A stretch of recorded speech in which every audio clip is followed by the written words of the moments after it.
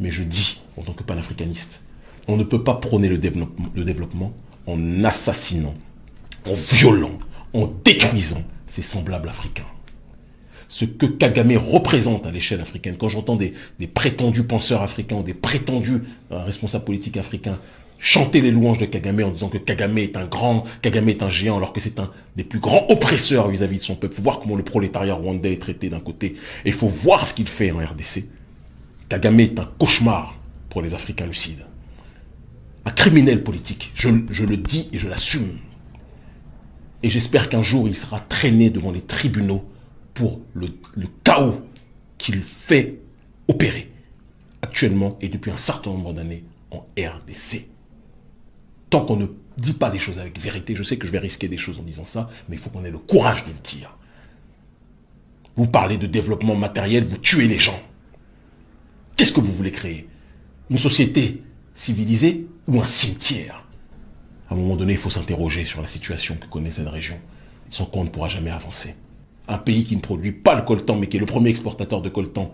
De l'autre côté, le pays voisin qui est complètement détruit à l'est, détruit par la malgouvernance aussi congolaise, entretenue par l'oligarchie rwandaise, disons-le, et par la corruption congolaise.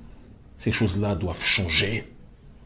Le docteur Denis Mukwege, mettons les histoires de prix Nobel à part, doit être soutenu. Et aucun panafricaniste digne de ce nom ne devra avoir le toupet de citer Kagame en exemple, parce que le développement du Rwanda n'est pas le développement génial, matériel de quelqu'un qui bosse pour bosser, c'est quelqu'un qui a été soutenu par toute l'oligarchie occidentale pour que ce pays soit le laboratoire de la déstabilisation de la sous-région, de la destruction de l'Est du Congo. Donc on ne dit pas ces choses, tout le reste c'est de la périphérie argumentative. Je suis désolé de parler avec le cœur, mais il était important de rappeler ces éléments fondamentaux. Une civilisation est détruite par l'extérieur que si elle est rongée de l'intérieur. Si l'oligarchie occidentale réussit à déstabiliser cette zone, c'est parce qu'elle a des traîtres et des criminels africains qui sont contents de jouer ce rôle. Et donc, nous autres, de cette jeunesse africaine, on doit arrêter, dès qu'on entend parler parfois de développement, dès qu'on entend parler de miracles rwandais, etc., de dire oui, c'est comme ça, c'est de ça dont on devrait s'inspirer. Parce que la manière dont le Rwanda s'est développé n'est pas une manière que je recommanderais pour quelconque pays africain. Le Rwanda sans les États-Unis, sans la Grande-Bretagne, sans Israël, ne serait pas ce qu'il est aujourd'hui. Le Rwanda sans la destruction et le viol de millions de femmes en RDC ne serait pas ce qu'il est aujourd'hui. Et donc je le dis et je le répète, Kagame n'est pas... J'étais beaucoup dans la retenue auparavant. Je le critiquais, tout le monde le sait, depuis de nombreuses années.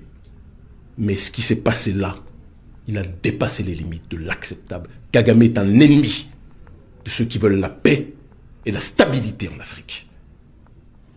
Le développement en assassinant ceux autour de vous, ce n'est pas du développement. Et c'est quelque chose qui, tôt ou tard, devra trouver rétribution.